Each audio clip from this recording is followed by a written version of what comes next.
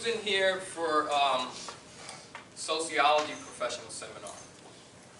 Okay, those of you who joined from Sociology Professional Seminar, I understand there was some confusion at the beginning of the semester and you guys weren't sure where to go, or you were going to a classroom where there was no instructor. So I brought you all here. And so to make up some of those absences that you have, if you see you have absences, we record our professional seminars. And so if you go to your class webpage, you'll see links. And if you check your email, you'll see that I emailed you to let you know. Watch those videos and answer the questions and send me the answers so that you can make up your attendance that you missed. Okay? So make sure you take care of that before the semester's over. Don't come to me at the end, because if you don't pass this course, it's 0 credit, but you will have to repeat it and pass it before you can graduate. And the only way you pass this course is by showing up. There are no tests, no exams, anything like that. Okay? So hopefully you all had a good time last week participating in that documentary. And so I worked with Mr. Fernandez last year. In February, I worked on that interview with him. And by the next summer, which was this past summer, it was premiering at the Orlando Studios AMC movie theater at the Orlando Urban Film Festival. So hopefully next summer, or by next year, he'll have this second part of his documentary completed, and we'll all be able to see it. Okay? So that's a treat to look forward to. Today we have a guest, again, coming to visit with us to speak to us about their professions, how they got to their career. Make sure you ask questions, because this professional seminar is for your benefit. It's for you to ask about what you need to do to step into the careers that you're looking for. Remember, I always tell you that getting a degree doesn't guarantee you a job. A degree is just a piece of paper. The way you get the job is by the network that you built and the experiences that you partook in while you were in college. And once you get that piece of paper, you reach out to those networks, or hopefully by then you have mentors and people that can guide you into the professional field. So they say it's not what you know, it's who you know. That's not really correct. It is what you know, but it's also who you know. A lot of times the jobs that you get are going to be set up for you before you apply, because of the people that you know. They're going to let you know that, hey, we have this position available, why don't you apply? And so your job is to be prepared for those opportunities ahead of time, so when they come your way, you can take advantage of them. Okay? I'd like for y'all to kind of move closer. In the back, you're on your cell phones. Come on, we don't do this. This is professional seminar. Let's pay our guests attention. Let's show them respect. They're here for your benefit, to share their life experience. They're volunteering to come here from their workday to share their life experience. So let's move up to the front as closely as you can. Fill in these seats. We don't have a lot of people here today. For some reason, I guess the rain has scared people off. So I'm going to introduce Cheryl Franklin and Venetia McMillan. They're going to come up and reintroduce themselves to you all. While they're talking, start thinking of the questions that you need answers to. Okay? And remember, during your senior year, you're going to have to do a field experience with me. I'm the instructor for that course. Right? If you're in sociology, you'll do a field experience probably with Dr. Moab. And you guys, I think, have to do 2 field experiences senior year. So take advantage of this time, start building those connections so that when you get to that point, you kind of know where you want to go to do your field experience. And also, if you want to do internships before then, I encourage you to go ahead and do those internships. Start building those relationships now. Volunteer. It goes good on your resume. It counts as work experience even though you didn't get paid. You learned skills. And that's what employers are looking for, people that can kind of get right into the job and take little time training to get right to work. Okay? All right, and so let's give a round of applause for our guests. Pretty much cover everything.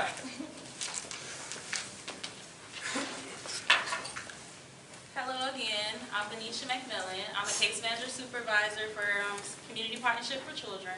I've been with the agency for 9 years now. I started right after college. This will pretty much be an informal setting. I mean, we just really want to help you guys answer your questions, any guys and ladies, anything that you may, want to know about us, personal life, work, profession, it's okay. Pretty much open book. I am Cheryl Franklin. I am a case manager supervisor with Community Partnership for Children for the non-judicial unit. We do have several different units at our agency. Dependency, which is Vanisha. Dependency basically means court, anything dealing with court action. My unit is basically anything outside of court. We get the cases, we try to stop the parents from having to go to court. So that's what my unit does. I have been at Community Partnership for Children for 7 years, and I started as an AA, which is an administrative assistant, like a secretary. Fresh out of college, I started as a AA, went to class, got credentialed as a case manager, and then moved up to case manager supervisor. So there are tons of opportunities. Community Partnership for Children, we are good for offering internships. So, and I don't think we have any right now. We have had interns. It's listed. They're looking for more interns. But we do offer internships. So if you guys are looking for internships, go to the website and you can apply. It's just like a regular job application, but you can apply to do your internship. It is amazing experience. If you are looking at going into the child welfare field, social work, counseling, Community Partnership for Children is a great place to start. Great place. So again, I am non-judicial.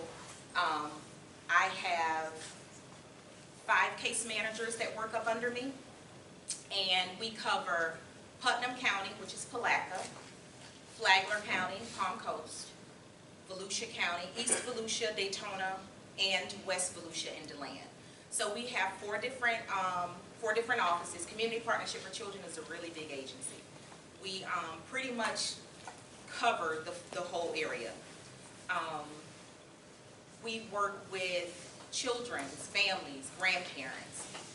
We also work with adoption. We foster children, we adopt children, we have foster parents. So if any of you want to be a foster parent or know someone that may want to be a foster parent, we offer those classes so that, and I think it's a 6-week course or something, 6 to 8 week course for foster parents. You guys can do that as well. That's a great opportunity. But again, Community Partnership for Children is a great place to get started with anything focusing on social work, case management, counseling, whatever. Anyone in here have a real plan of what they want to do after they receive their degree? Raise your hand. Okay. What are some of our options? I want to be a psychologist, like a child psychologist. So you want to go straight through? Okay, good. I just want to be like an all-around counselor. Okay. Good. Counselor. I want to be a counseling psychologist. Okay, good. I want to become a mental health therapist. Great. That's good. Occupational therapist. Occupational? Oh, That's great. good. What about you in the book? Forensic psychology. Oh, great. So you guys plan on, Good. What you? about you? Industrial organizational psychologist. Oh, great. So you guys plan on going straight through? Master's, doctorate? Great. That's good. Like for the ones who didn't raise their hands, that was me. Yeah. I had no idea what I wanted to do. I transferred to Bethune-Cookman University. I was one of the kids that was like really close to my family. I'm from Daytona. I never wanted to leave. But I also knew I didn't want to go to Bethune-Cookman originally because at some point I knew I wanted to leave. So I ended up going to the local community college. I did like a year and a half there. I wasn't really happy. I had a couple friends that went to Bethune-Cookman University, so I was like, okay, let me give it a try. Unfortunately, when I was first offered a scholarship while I was a senior in high school, I didn't want to go to Cookman at that time, so I missed out on my scholarship. So I decided, let me give it a try, let me come. I came. I don't know if anyone familiar with Dr. Janet Alley Kelsey. Yes, She she's was- the Dean of the College of Yes. Liberal Arts. I love her. If it wasn't for her, I would have never chose this field. The first time she met me, she said, baby, you have a great spirit about you. Have you ever thought about being a social worker? My first impression was like, no, I do not want to be those type of people that take other people's kids. That was all I knew about social work. You know, that's all you see Tyler Perry movies, like we're the bad guys sometimes. So I was like, no, like I never thought about it. So being in a sociology major, you have a lot of electives. So me and her talked, and she said, well, how about you take social work electives? So I'm like, okay, I'll just take a class, see if I like it. You know, it won't hurt. I was never a hard student on myself. Like, as long as I got a B, I was okay. So I'm like, okay, I'll take it. As long as I get a B, I'm fine. I really don't have to like the class. As long as I get a B, I'm good. I took the class, and I love social work. I found out it was so much that I could do in the social work field. So if it wasn't for her, I would have never even thought about it. I was like many of you. My plans, I didn't really think about getting a job. I wanted to go straight through after college. I wanted to get my bachelor's, I wanted my master's, and I wanted my doctorate degree. I said when it came to employment, I'll figure that out later. However, God had a different plan. Started with social work, kept talking to Dr. Kelsey. She was also on the board at the time. I believe she was a secretary for Community Partnership for Children. I graduated in the fall of 08. Her and I was talking. She was trying to link me up with resources of different jobs that were hiring. Sorry. That's another thing. Use your professors. They have a lot of resources. They have a lot of connections. If you have an opportunity to allow them to mentor you, take advantage of that.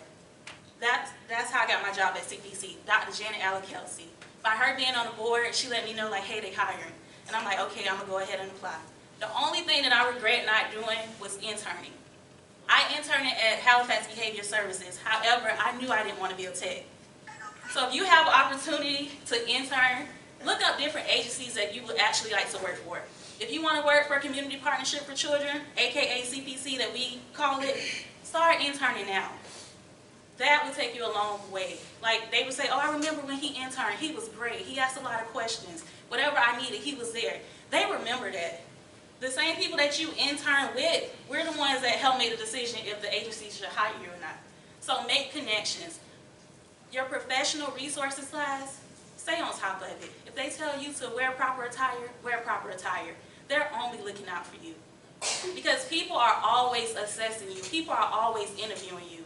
Some of you faces, I'm pretty sure your senior year, when it's time for employment, I'm going to still be there, I'm thinking. And Ms. Cheryl may still be there too. So we may remember some of you guys, and you could come back, hey, remember I said it on that class? And I'm like, oh yeah, he did look like he was really listening. Or she looked like she was really listening.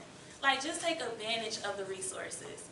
Like I said, initially, I didn't know what I wanted to do. If it wasn't for her introducing me to social work, I probably would still have that same stereotype. I do not want to be one of the people that take other people's kids. How many of you know who your dean is for the College of Liberal Arts? One. Okay, I see it again. All right, make sure you know who your dean is before your senior year when you're trying to fill out your grad application. And it doesn't hurt to pop in, like, hey, I'm Venetia McMillan. Right. Making those connections will go a long way. Believe me, even in some of them tough classes, if you take your classes online, I was always one of them students, I wanted my professor to know me. You're going to remember my name. When you think about me when it's time to grade it, if I'm like 1 point away, think about all the times I came in, I spoke, I asked you for extra credit. You want them to remember you. BCU, like, the numbers are getting higher and higher, so the classes are getting fuller. So it's your job to make sure that you build a rapport with your professor. You get to know them. It's your education. Take advantage of it. And like I was saying, internships, take that serious. It's important. You got to start building those networks now while you're young. So unlike Venetia, I knew what I wanted to be. I grew up in a project, born and raised right here in Daytona Beach. And how I knew I wanted to be a social worker, and it may sound crazy, but I used to see these ladies always dressed up, and they come walking through the project with their little clipboard, and they always go to people's house and knock on the door. And I used to always be peeking out my window like, dang, what them ladies over there doing? Why are they always coming over here? That's the same lady who came last week. And I didn't know, but I was inquisitive as a child. Like, I wanted to find out, like, what it was. So I remember one day, I actually went and I, like, tapped on the lady's leg. And I was like, what you do? And she just, like, looked down at me and she smiled. She said, I'm a social worker. And I said, what's that? And she said, well, we just kind of help people that are having problems with their kids. We kind of link them to services. She gave me the whole spiel, and I was like, I'm going to do that when I grow up. I'm going to do that. But when I started college, I actually went to college, started in nursing. I wanted to be a nurse. Well, at least I thought I wanted to be a nurse. So as I was going through the program, I was like, you know what? it wasn't my passion. You know how you get into something and you know what you love, because your passion is something you'll do for free. It doesn't matter what it is. So I'm in this nursing and I'm just like, it's okay, but this is just really not what I want. So once I started looking at psychology, because I remember going back to that little girl, seeing them ladies walking through the project with their clipboards, I was like, you know what, that's what I'm gonna do. And I got my undergrad in psychology.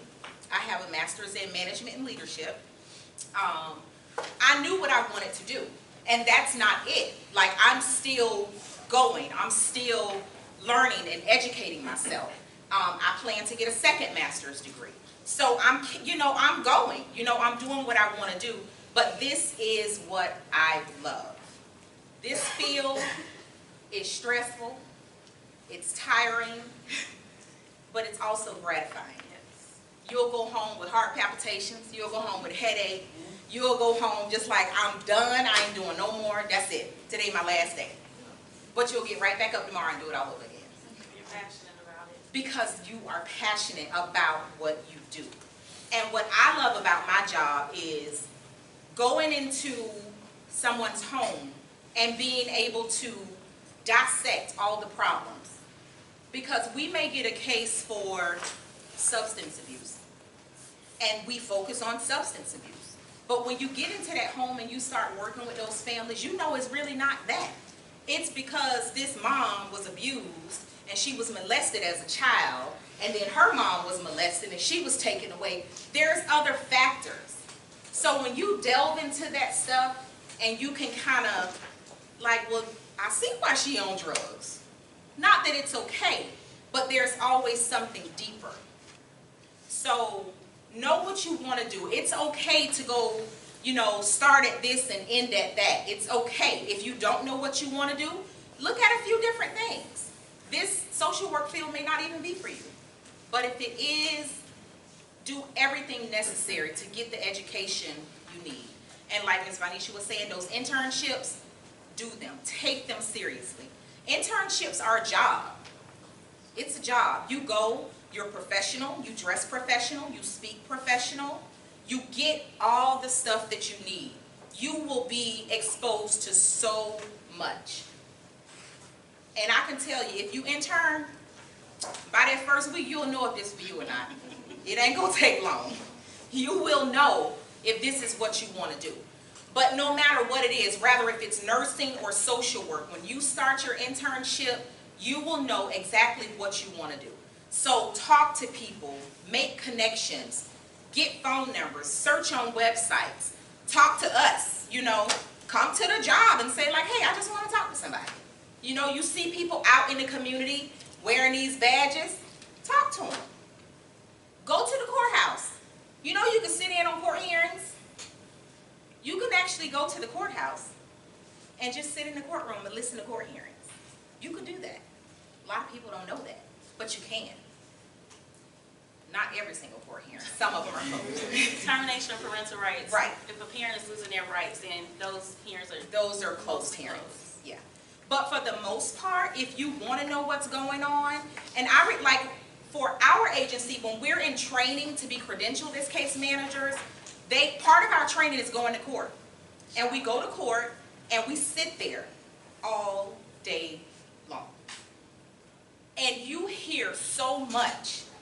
It's confusing because they're saying words that you don't really know, you don't really understand, you've never heard them before. But man, the experience is amazing. So start thinking about what you guys want to do, how you want to do it, and then, you go from there. And like me, I started as an administrative assistant. I wasn't a social worker when I first started, but I knew in order for me to get to where I wanted to be, I had to start at the bottom. So that's what I did. And when I interviewed as an administrative assistant, I told them, I said, look, I'm looking to move up. And if y'all can't promote me, I don't want to work for y'all. Basically, that's what I said. And they were like, oh no, we love that. We want people that want to grow. And look where I am now, 7 years later, a supervisor. I've been there. I paved my way. So that's what you guys need to start doing. Start thinking about what you want to do. Get yourself in that position. Get yourself in the mind frame and just go for it.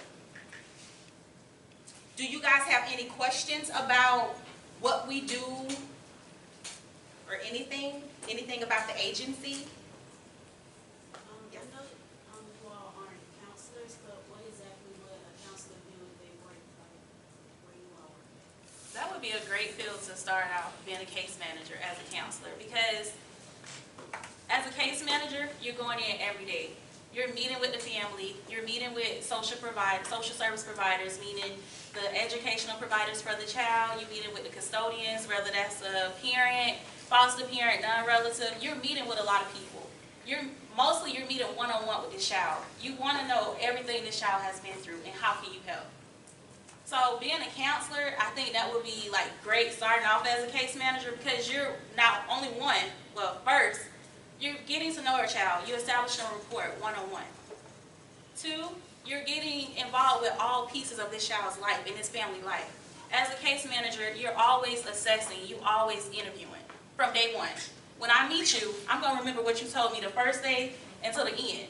Because that one thing that you probably said that really stood out to me, you were sexually abused when you were a child, and now you're a parent, and your child is going through the same thing. I'm going to remember that because that's childhood trauma that was never addressed with you, so it may be affecting your child as well.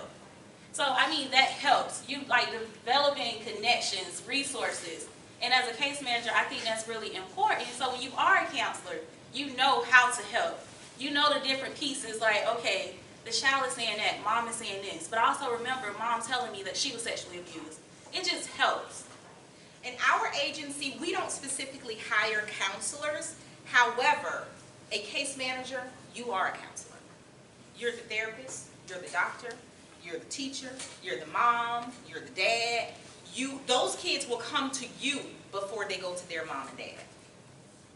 They'll call you before they do anything else. Sometimes even after the case has closed, when you establish a real rapport with your clients, you're always going to be that one person that they still want to make proud. Even parents, when we work with parents and they change their ways and they on the right track, I love getting Christmas cards from them. Thank you for changing my life. Kids still calling, Miss Venetia, I'm graduating. Are you serious already? Like, that's the payback that you get from this job. Or you go to the school to see another family, you see little Johnny that you had a few years ago and he's doing well, he's looking clean, he's bragging about having honor roll now. That's the reward. I honestly never thought I would still be here 9 years later. Like I said, I started right after college. I quit like 5 times. In her mind. In her mind. Yeah. But every day you get back and you do it again. It is so important to have a support system with this job, because I'm not going to lie, it gets heavy sometimes. If you're a believer, it's going to take a lot of praying sometimes. But at the end of the day, I cannot imagine myself doing anything else. Sometimes I still cry, I'm not going to lie. It's still tough on me when I have to separate siblings, brothers and sisters. It's still tough sometimes, but at the end of the day, I never stop fighting. Even if we don't have available homes, I'm still asking our placement department, hey, don't forget about this case, because I really want these twins to be placed together. I really want these siblings to be placed together. So just keep this case on your radar in case you have space available later. Like, you never stop fighting. You never stop advocating. Like, if you're passionate about what you do, I can sleep well at home because I know I give my all for every case I ever touch. I sleep well at night. Yeah, sometimes it is draining. Like last Friday, as a supervisor, we did have 7 kids that we had to remove. So I'm out until about 12 o'clock that night I got home. But at the end of the day, I was able to sleep because before I left that house, the kids gave me a hug and told me they loved me. So that made me know that I made a difference in their lives. I removed them from a tragic situation into a better environment. So it is rewarding, but you have to love what you do. Case management, I'm not going to lie, it's not for everybody. But if you want to help and you have a desire to help, then try it. Take advantage of the interns. Take advantage of the shadowing. Like Ms. Cheryl said, you can sit in on court hearings. Some days you may get frustrated because we may see it one way. However, legally, you may not have grounds to do something. But like I always say, it all depends on how you present your situation. The judge may not always agree with you. But at the end of the day, whatever the judge judged me legally is my judge. She gonna know Ms. McMillan did her best on this case. Your Honor, I understand we may not have grounds to remove, but I just want you to know my concerns. It's all the way you present yourself. Let your work speak for you. Does anybody know how a family gets involved with our agency? No? You know? Say that again? Is it through DCF? Yes, yes, it is through DCF. Normally how we get our cases is there's a call generated through the Florida Abuse Hotline. Anybody can make a report on anybody. When we leave here today, you can call the Florida Abuse Hotline and make a report on me and Vanisha. If that's I don't what have you any choose to do. kids, so. Anybody can make a report on anybody for any reason. Everything is investigated. That report goes to DCF. And then it's determined if there's an immediate situation, which means they have to go out within 3 hours, or a 24-hour response. So that's how our cases are generated. Goes through the hotline, goes to DCF. And DCF has 3 options. They investigate the case, they find some issues that are really, really bad and egregious, and they remove the children, they shelter, they go to court. That's one way. Another way is they find some issues that may not be all that bad, but they really need some help, they send them to me, non-judicial. Or they investigate a case, and then they find everything that the reporter said was a lie. They close the case. And that's it. In my job, I take the first case that she described. Yeah, so if a case needs court action, it's going to Ms. Vanisha. If the case is not that bad and it really doesn't need court intervention, it's going to come to me. But that's how we start working with our families. On a non-judicial level, our cases are generally open for about 6 months. Versus Not over here. Ms. Vanisha, their cases can be open anywhere from a year to about 2.5 We years. start from the 1-year mark. Every case that Yes. are judicial, meaning they're court ordered, they do not get an opportunity to say, no, I don't want services. Like, they pretty much get an opportunity to deny services with them. So that's what makes hers involuntary and mine voluntary. Every parent get 1 year to comply with their case plan. A case plan task may include like parenting, substance abuse evaluation, random drug screenings, professional evaluations like a psychiatric, psychological, mental health evaluation, individual counseling. They get parental fitness, bonding assessments. They get 1 year to comply with that. Although we say 1 year is the target mark, at a 6 months, we have to staff this case, and the staff is just a meeting with the case manager supervisor, attorneys, and a pharmacy specialist. We sit down, as a case manager, I bring everything to the table. I submitted referrals on this day for substance abuse. For the last 6 months, I submitted a total of 3 to 4 referrals. I made contact with the mother and the father. I let them know, hey, this is where I sent the referral. You need to call them and you need to follow up and schedule an appointment. Every month, I try to engage the parents. 6 months now, we sitting at the table, no one has done anything. And I made all my efforts, meaning I submitted referrals, I contacted the service providers, they telling me the parents haven't contacted them. What are we gonna do? These kids are in foster care. We need a solution. These kids deserve permanency and stability. What's our next step? At that moment, we're able to change the goal at the 6 month mark.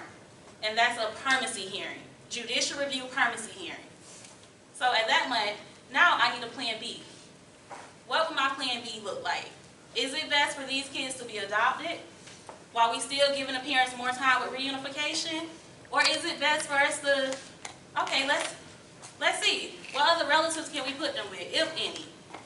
If we could get them a relative, okay, now we got an option to go on permanent guardianship, because we could close out the case if the children are with relatives and the parents haven't done anything, depending on the age of the kids. Now, if you have kids that are newborns till, let's say, 12 or 13, nah, we don't need to close out the permanent guardianship because these kids are too young. And the parents will have an opportunity until the kids reach 18 to reopen that case. So let's see. Let's give the mother another 6 months and the father another 6 months, and let's see what they do. If they still do not do anything, let's start preparing for trial. Let's go to termination of parental rights. Send out more referrals. From day one, I started making my contacts. Day one, I started trying to help this family, meeting with them monthly, sending referrals. Either they're going to do it or not. Like I tell them from the beginning, this is your case. It's just my job to help you. I can't want your kids to go home more than you want it. But I am going to do my job, regardless of how you feel about me, to help you get your kids back.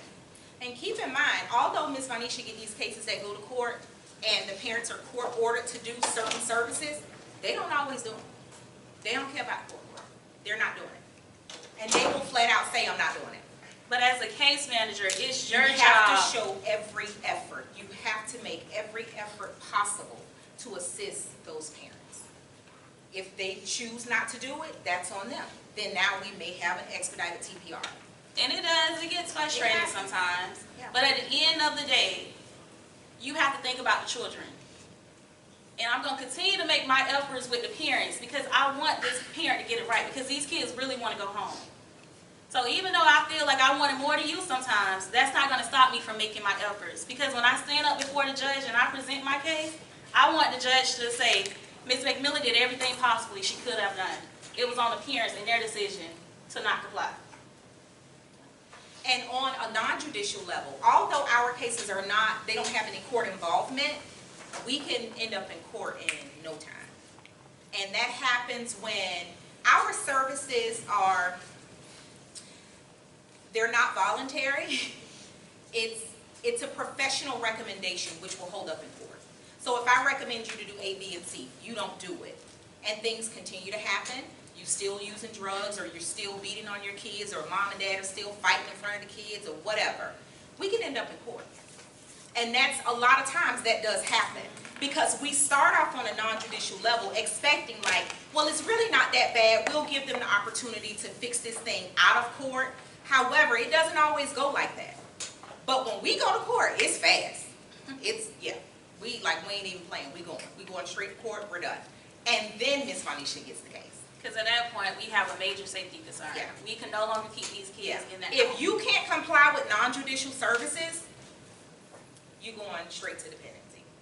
That's it. So, you know, again, it's a lot of experience. It's a lot of exposure. You hear a lot. You see a lot. It's just great. I think, you know, again, if you guys are unsure, I think you should just try the internship. Or, you know, go sit in the court hearing and hear what's going on and see. You know, because sometimes, you know, like, oh, that's way over my head. I don't want to do that. You know, or other times you're like, oh, I really like this. This is really interesting. But you are exposed to so much. And we have several different several different departments at our agency. We have adoptions. We have ICPC, which is Interstate Compact Placement of Children, which means these are children that are placed out of state. They need workers here to come Right. out and see them, do home Or visits like and make say referrals. mom and dad are out of state but the kids are here, or something like that. So we have several different departments within our agency that we all do case management, but it's just on a different level. So you get a lot of exposure, So I would just, again, recommend you guys, you know, look into it if that's what you want to do. CBC is an amazing agency. We are the lead CBC agency in Florida. So, like I said, we have 4 different offices: DeLand, Daytona, Palatka, and Flagler. Talk to people. You see people with badges, talk to them, ask them questions. They'll be more than happy to answer your questions. Come by, shadow, you know, get into the classes. And we have like seminars and stuff. We do, I think there's a summit coming up on the beach side. In October, The end of yes. October. Human There's services. I think it's like a Health and Human Services Summit or something like that. You guys should look that up. Network, more opportunities actually, for interns. I can get it and I'll send it to Dr. Holler and he can share it with you guys. But the Health and Human Services Summit is a great way for you guys to network. It's not just our agency, it's like literally every agency in Daytona and even Orlando. It's a great way for you guys to go out, meet people, network, find out about the agency, find out what they do, what they offer. It's amazing, and it's free. And a lot of private therapists are also there. That would be a good network Yeah. for a lot of you that wanted to become Want to go into therapists. counseling and therapy, yeah. So, and it's all, I think it's like a 5-hour event or something, and you just kind of walk around the Ocean Center, talk to people, get pamphlets. They have chocolate. Pens. Yes, pens, lanyards, all kinds of stuff. T-shirts. Yeah, so it's a great way for you guys to just kind of get out there and see what's available, because you might find an agency that you didn't even know exists. We still learning about new agencies that we could work with. You had a question? I was gonna ask, how was your attitude like starting out as a case? You wanted to save the world. You just thought you could Yeah. save the world. When I first started out, Yeah. my mission, I was gonna say every child I had any contact with. However, And, that's not always went home and realistic. cried because you couldn't. Yes. It's scary. It's very scary. But yeah, that save the world attitude, like I'm gonna do it today. Like I'm gonna go to work, I'm gonna save everybody. Like with the families, like you know some people, the families not always like cooperating. No, for me, because I started right after college, I was one of the younger ones. Well, I was the youngest for a couple years at my agency. So one of the questions the parents would always ask me, well, do you even have kids? You learn right away, ma'am, That this is is about the you. number one It's not about question. me right now. But that was something that I had to learn. And what they say is, how you gonna tell me what to do with my kids and you don't even have kids? So you will learn. Bring me somebody that got kids. That's what You they gotta say. take a step back. Don't remember, I'm a professional And you now. have to remember that you're a professional because they take you there. Like you forget a lot of times you got this badge on. Yeah, they take you there. But you have to regroup and Yes. remember that you are the professional. Yes. And this case is not about you, it's about them. And your job and your goal is to make sure they have all the resources they need so that they can be successful. You had a question? Have y'all ever stepped out here? Yes. Yes. Yes, ma'am. Yes. But one thing that I've learned, if I feel myself like I'm losing control, I have no problem with saying, ma'am or sir, let's just take a break. When both of us calm down, I will call you and we can talk about this. But at this Yeah. point, we are not going to accomplish anything. I You have to take usually control just of leave. yourself. Yeah, you do. You get out of character a lot, you know. But once you get a hold of it, like me, I'll just pack up and leave. And I'll be like, you know what, Miss Smith, it's okay. I'll meet you next week. Have a good weekend. I'll see you Friday. But And you'll that's learn. just that. It takes Yeah. time to get to that point. You don't do that right away. That don't happen right away, but yes. You had a question? Yes, have y'all ever had to deal with cases where the children like ran away from the home? Oh, every day. Yes. 24/7. Every day we get runaways. We have on call, every case manager is on call. We have on call every single day, Sunday through Sunday. We have a supervisor on call, we have a case manager on call. And usually, for whatever reason, these kids always wait till the end of the night to run away from home. On a Leave Friday the room night. On a Friday night. Yes. They always wait until the latest time possible to run away. But So- the good part with on-call as a case manager, you only on-call once per month. And sometimes you might skip a month, you may not even be on call. Because we have so many case managers at our agency, everybody has to take a chance, a turn. Right. And we, I don't know, we got, 150 people, I don't know. Right, but But- as a supervisor, Yeah. it's kind of different. We on call about three Like times a twice, month. 3 times a month. But yeah, we do deal with runaways. And normally the on-call case manager would have to go and get, or either law enforcement finds them, they call us, the on-call case manager goes and get them, take them back to their placement, and then tomorrow morning they run again. That's usually what happens. You got a question? Wait, she had one Oh, person. I'm sorry, who? Do y'all have off days? Yes. We work Monday through Friday, supposedly. That's what the agency says. But you do have calls on the weekends. So if you're on call Saturday, you're working on Saturday. If you're on call Christmas, you're working on Christmas. And on the weekend and after hours, 9 times out of 10, it's pretty much your discretion. For me, if I had a parent that's blowing my phone up and I know the children are not placed with them, and it's after hours or it's on the weekend, I don't answer my phone. But if I have a custodian, meaning someone that has custody of the children, even if it is a parent, it doesn't matter.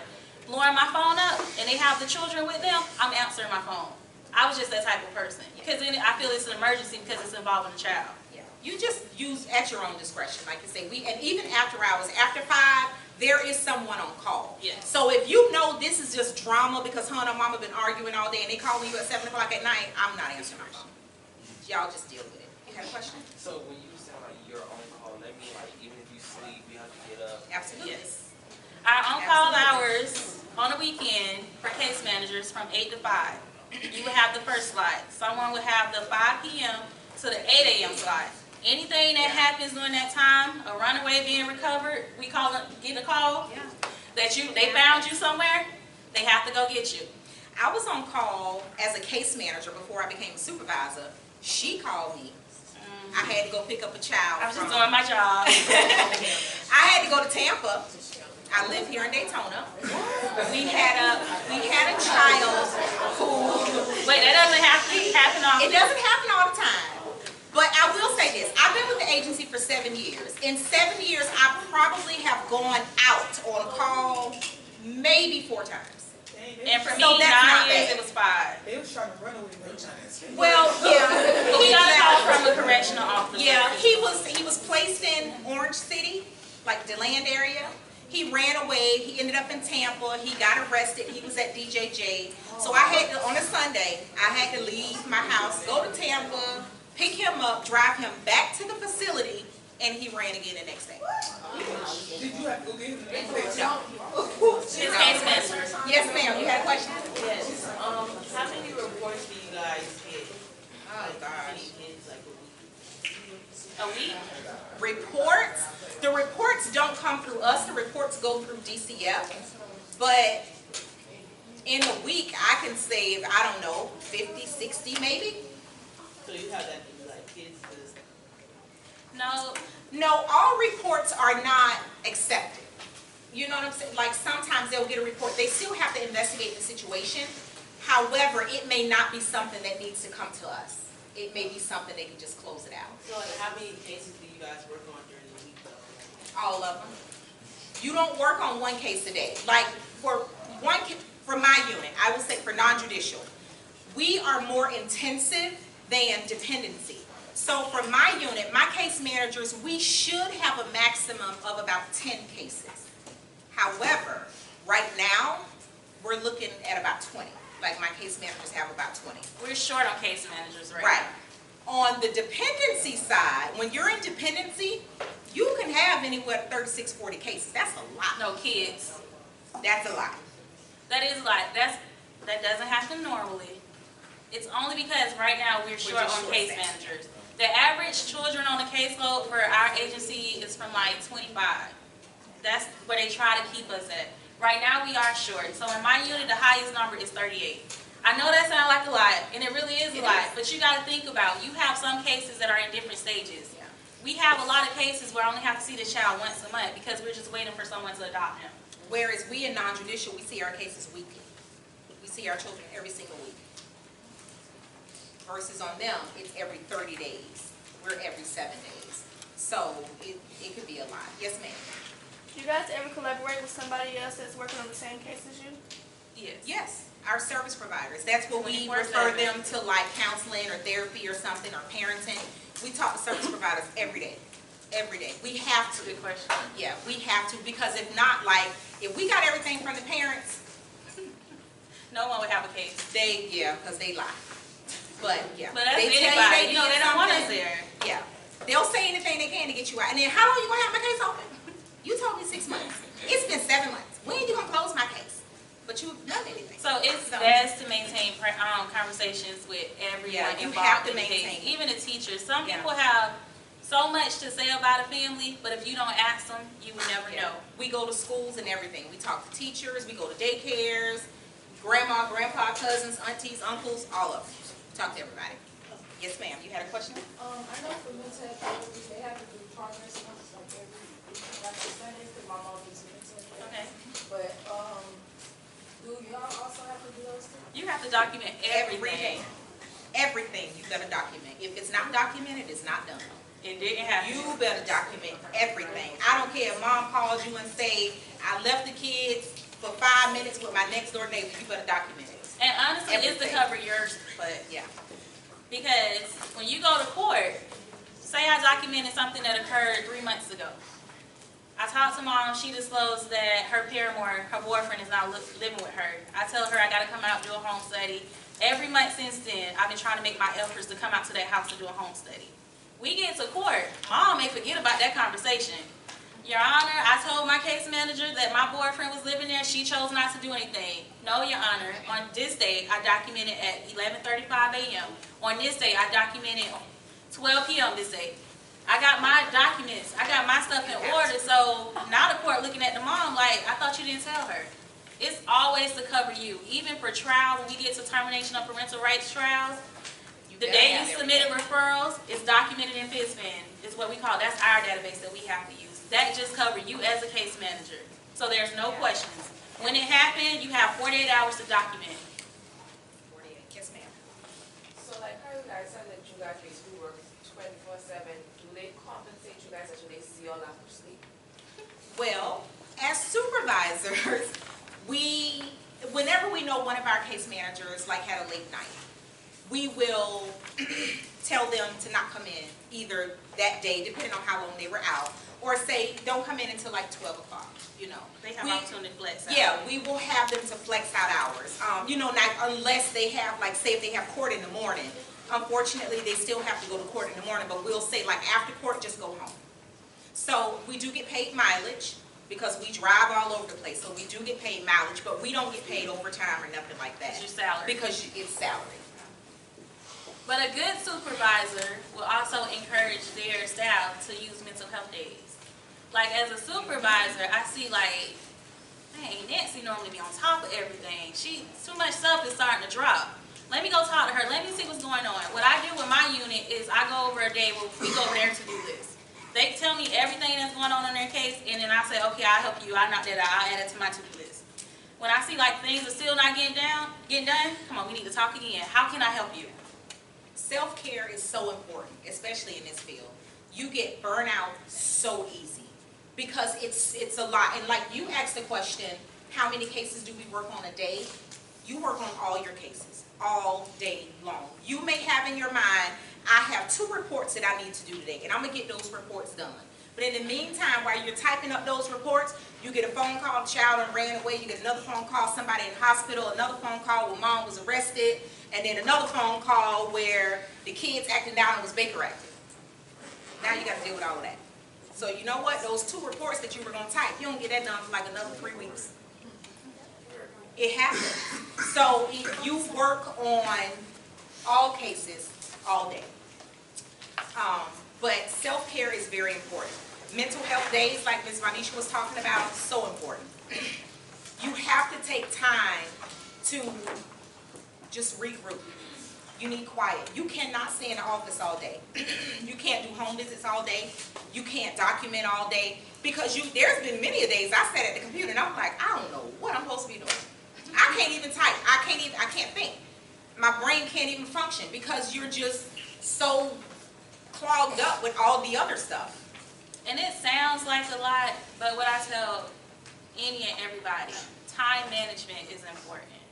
If you stay on top of your reports, like I tell my case managers, you're getting burned out because you continuously adding stuff to your to-do list, but you're not crossing anything out. Some of that stuff, like a custodian may call and say, hey, I just need a Medicaid number. Don't write that down for your to-do list. If you're sitting at your desk, pull it up on your screen, give it to them. Just do it right If it's a referral, send out a referral. Document it, send out a referral. That's 5 minutes. I'm done. Moving on to the next The thing. more you put stuff off, the worse it gets for you. Because then the things that you put off, it's always little stuff. Like little stuff that takes literally 5 minutes to do. Yes. And you can just stop, do it, and get back to what you were doing. But if you keep Fine. putting it off, time management, organization, you have to be organized. You have to be organized. If you're not organized, your life will be in shambles. And so will your cases. And we do offer services to help with organization. So we do have trainers that we could ask to sit with you to go over like a to-do list or go over something practical that you can actually utilize to help you get organized. Because my organization definitely don't look like hers. Like she color-coded and everything. My organization, as long as I could write down and keep the same piece of paper on my to-do list, that's how I get my stuff done. But hers, she just too fancy for me with her stuff. So it will always look different. And what works for her may not work for me. Right. So I know it seemed like it's the lie that, oh, they never get breaks and this and that. You really do. Like everybody that know me say I'm always on vacation. But it's all about how you manage your time. Yeah, she just came back from vacation. Whatever. But it's all about how you manage your time. It is practical. If you really have the passion for what you do, you will make it work. When you really come to the realization, like sometimes I honestly forget how important our job is. And like, say when you go get a new car, and people ask you what you do, or a police officer asks you what you do, and you tell them a social worker, and everybody like, oh, God bless you, I can never do your job, God bless you. Yeah. Then you realize how important it Yeah. is.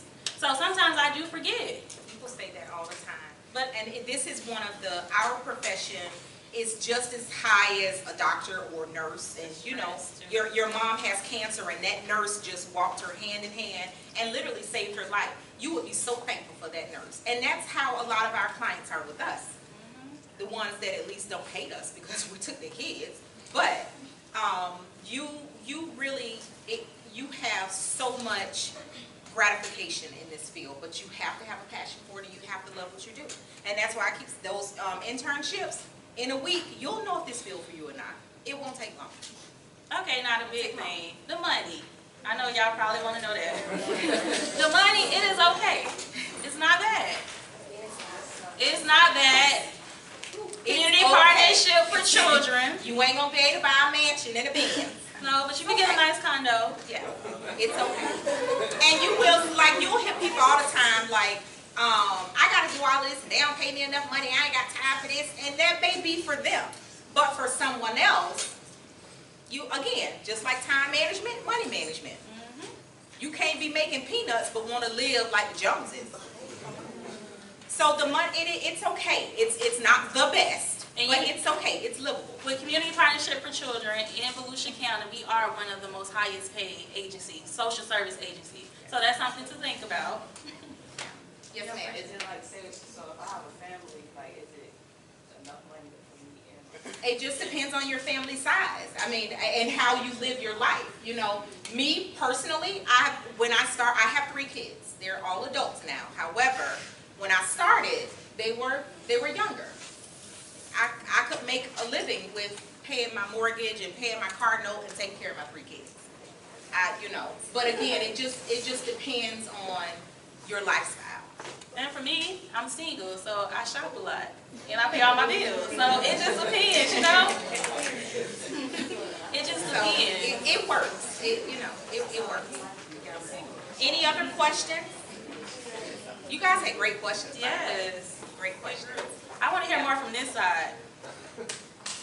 No questions? So who now knows, who wants to be in the child welfare field now? Okay. Hearing what we, I'm happy. we did I'm telling you guys, it's really rewarding. I was in your shoes, almost 10 years ago, but I was in your shoes. But it's rewarding. If it wasn't for Dr. Kelsey, I would have never thought about it. But I'm so glad that she had that opportunity to speak with me about it. Like, I just love helping every day. It is challenging, I'm not gonna lie. But get you someone, like I tell everybody, get that one person from the agency, outside of the agency, your family member. You're gonna need a shoulder to cry on. Oh yeah. Especially when I first started, I was like, oh my gosh, Mom, I was so sheltered. I didn't know kids go through this stuff. Like, it's a lot. If you're not used to it, it is a lot. But my mom was my support system. Sometimes I call myself, even after I graduated, still calling Dr. Kelsey, like, Dr. Kelsey, I'm moving on up in the agency. And she will always congratulate me. Like, it's rewarding. You're going to need someone to encourage you. Absolutely. You definitely need a mentor because it really gets tough. It gets tough, and you know, for me, I had to change my way of thinking when I started this job. Like, in my mind, we didn't grow up with a lot. My mom was single. We lived in the projects. But I just assumed that everybody lived the way we did. Right. You know, my grandparents always helped. We always had clothes, never wanted food, never wanted anything. But when you start this job, you realize everybody don't live like that. Right. And I was the gullible one. Like, what? We have families living in tents. And you know what? That's sufficient. It's okay. You know why? Because they have access to water. They have access to toilets. They have electricity because the people that live in the tent field, they done found some electricity from somewhere. It's okay. And guess what? We can't remove those kids. In my mind, I was like, how are we going to let these kids stay up? They live in a tent. And they dig a hole for the bathroom. Like, how you going? You have to change your way of thinking because the way we live, I wanted to take every child home with me because I can't believe they mama just allowed them to live in these conditions. This is crazy, but it happens. You learn, and their norm is not always our norm. It happens. Like, imagine you come from, like, you probably didn't have a lot, but you had enough. Like, I know with us, our house always had to be clean. So imagine walking into like this environment and you see stuff everywhere and it stinks and the kids are dirty and you like, oh, you need to do this, this, and this, and this. And I'm like, wait a minute, let me take a step back. That's their norm. That is their I can norm. have a conversation with them, but when I come back, them dishes still gonna be in the sink. Yep. But what safety issues is that affecting the child? There's none. Having a sink full of dishes is not a safety concern to a child. So we have to change the way of thinking. We lived in the project. My mama had us scrubbing the project sidewalk with bleach every Saturday. That ain't even our property. Why are we doing this? Right, and I brought the That's what the project maintenance men for. Like, why are we doing this? So you walk into a home that it just smelled like cats and dogs and it's just, oh God. There has been times that I had to walk out. Like I was gonna either I was gonna stay there and vomit or I had to leave. And if you're a good case manager and you're very transparent with the clients you work with, you can have an open and honest discussion with them. Like with me, now come on now, you know this not clean. Clean that up, please. Like my clients and I always had that rapport. When you're doing well, I'm gonna be the first to congratulate you. When you slipping off and you telling me you want to be reunified with your child, I'm gonna be that same one in your face. Like, what's going on? I thought you wanted little Johnny back. What's going on? And don't expect for everybody to know, because like the cleaning and stuff, some people just don't know. They just really don't know. They were never told. The same way they live is the way they were brought up. They don't know. They don't know that they should wash clothes because the clothes are piled up to the ceiling. They don't know. The kids just go and grab something else dirty, put it on. Dishes sit there for another 3 weeks.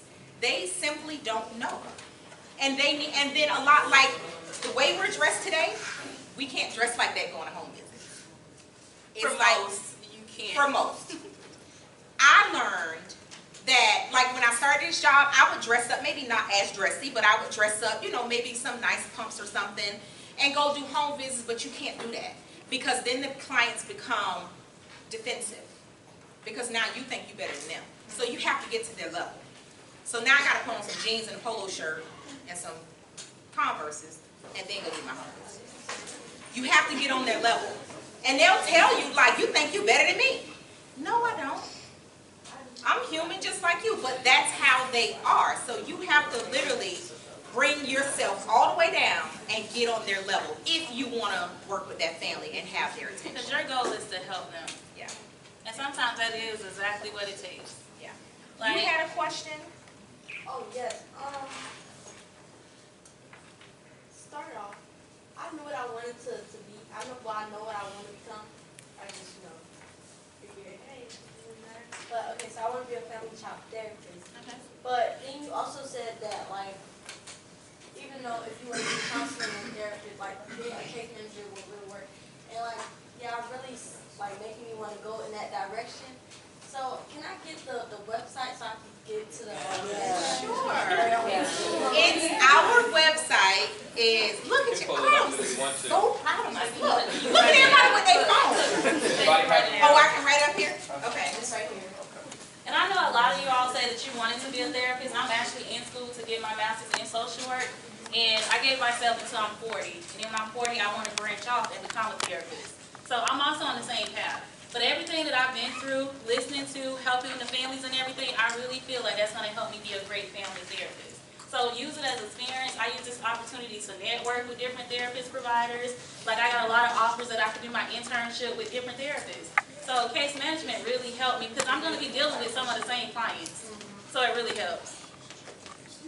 Can you write like more bold? I'm going to put it up on the computer. Listen, this is what it is. Community Partnership for Children.org. ORG. And we say CPC. I wish it would have been CPC.org, but it's not. Community Partnership for Children.org. And if you go to careers, they should have like different intern positions available. I know they did like a month or so ago, but if not, just continue to monitor it and they post it on there. Did everybody get that website? It's one long word. Community Partnership for Children.org. For FOR. FOR. And you can watch videos on that website. You can find out, there are actually families talking on the website. You'll see videos, it gives you information. They talk about fostering children, adopting children. Like Ms. Vanisha said, if you go to the careers link, you'll see all of our available positions, and they do have internship on there. It's great, so just browse around the website. You should be able to see everything, get a lot of information from there. And the good part about it, I know on the website they do have like a base pay, the starting pay, but if you have experience, you don't start off with what the base pay. Right. And you'll see on the careers, they have a position, it says case manager trainee. That's basically, you want to become a case manager, you're not credentialed through the state of Florida, you have to go through the class. So that pay starts off lower than once you're credentialed and then become a case manager. What time is class in? What time? 12:30. 12:30. Okay, I guess we can talk about the different steps to case management. Like she said, you apply for the case manager You all see trainee that up there? Yes, that's it. if you're not certified. So pretty much you're just basically Oh, she'll take it. case manager level 1. No, that's. Yeah. That's it. After you take the test and you pass the test, you become a case manager 2. When you become a case manager 2, you have 1 year to become fully certified. And what certification looks like is you have so many hours that you have to meet with your supervisors. Your supervisor has to shadow you with home visits. Your supervisor has to review your reports. Your supervisor has to shadow you, we call them staffings, but that's the same thing as meetings. In meetings, see your observation with the client, see your observation with the community. And from there, we document. We continuously document. This case manager was great with her observation with the family. She was very engaging. She asked great questions. She documented well. So we're constantly documenting that. Before that year mark, we're going to meet the supervisor, and we have one person above us, our pool. Hey, do you feel she's ready for certification? I present all my documents. She's ready for certification. Me and her met on this day. She had 15 hours from me shadowing her in home visits with the children. She had 10 hours of observation in the community. She's ready for the certification. Now, you're case manager 3. Mostly everybody at the agencies are case managers level 3. That means that they're certified. Some people content with that position. For me, I knew it was always my desire. I wanted to keep moving up in the agency. No matter how hard it was going to be, I wanted to move up. Case manager level 3, your next step is a case manager level 4. A case manager.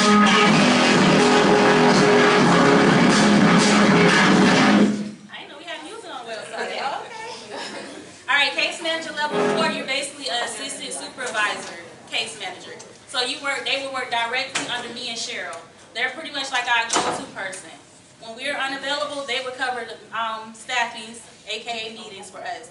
They would be that support to help the case manager 3, 2, and 1. From there, you become a supervisor. Once you're a supervisor, you have a unit under you. A couple months ago, I had the biggest unit. I had 6 case managers under me, and I had a family support worker, and I also had, well, they say Katie was under me, but that's another story. So I had 6 case managers under me, and a family support worker.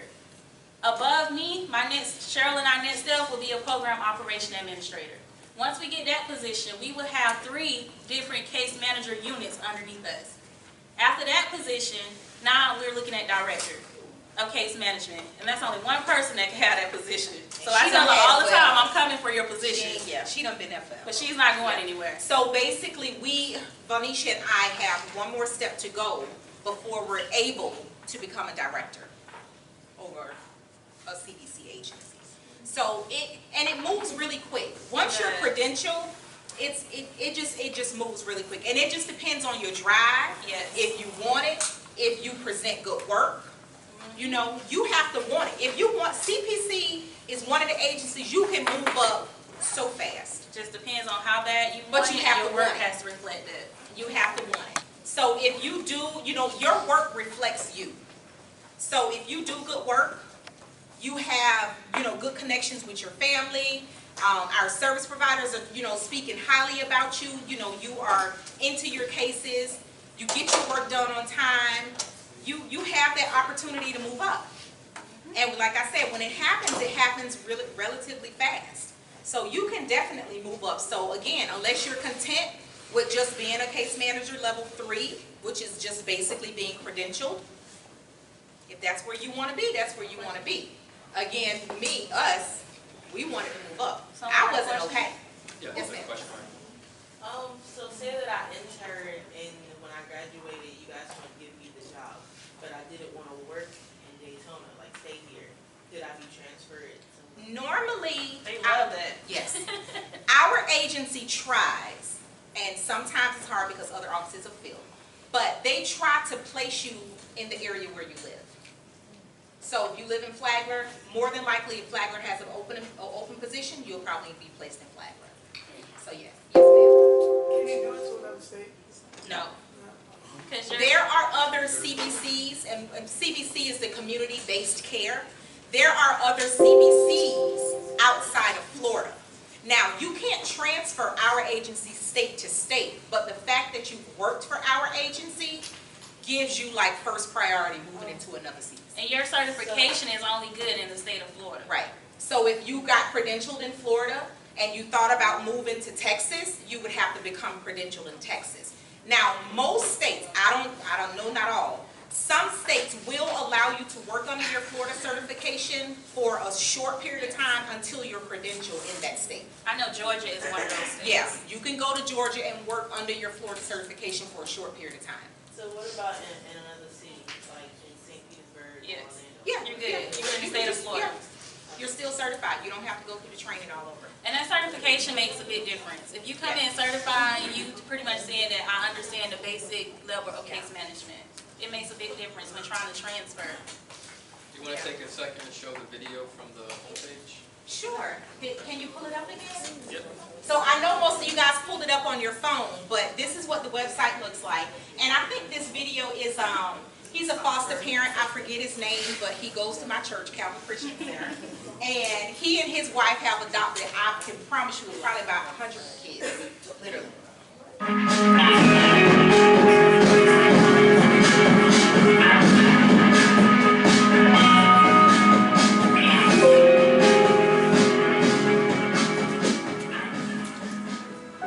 Foster care has really impacted my life personally, but I soon realized the importance that even though a child may come to our home and only be there for a short time, in one instance we had a child with us just for 30 days, but I had 30 days to impact that child, and that child really impacted me. I'm a foster parent because I desire to help children on their journey to healing. Foster care has showed me that there are children in need right here in our own backyard, and it gives us an opportunity to reach out to them and to look outside of myself and outside of my own need. I went into foster care thinking that I was going to help children, but in fact, they have helped me. Some people may think that being a foster parent is hard, that you have to be the perfect parent. But foster children aren't looking for perfect parents. They're looking for someone who will spend time with them and who will love them for who they are.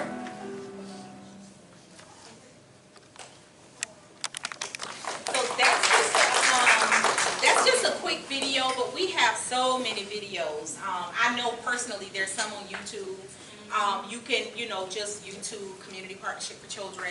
Forever Families. Yeah, Forever Families, or anything like that, and you'll see all types of videos. So again, we're not all about taking children. We actually try to find those kids forever families, is what we call it. Because they've been through so much, they've been traumatized, and we want to make sure that we place these kids in a safe, loving home environment. And our first goal, reunification, we want to get them back. We want them to go back home. We just want it to be a safe environment for them. Any other questions? Nope.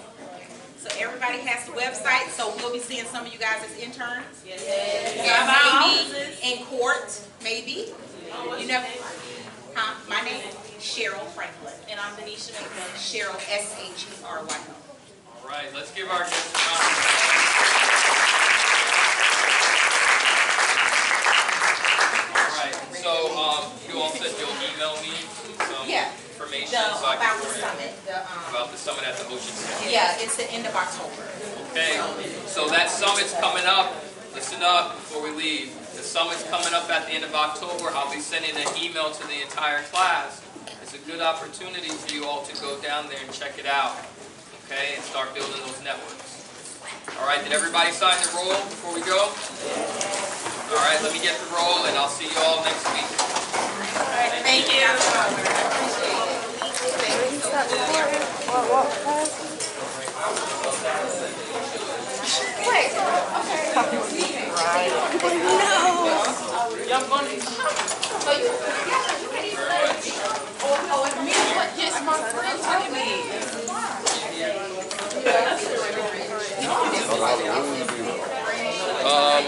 Today I won't be in my office, but on Monday I'll be there from, hold on one second.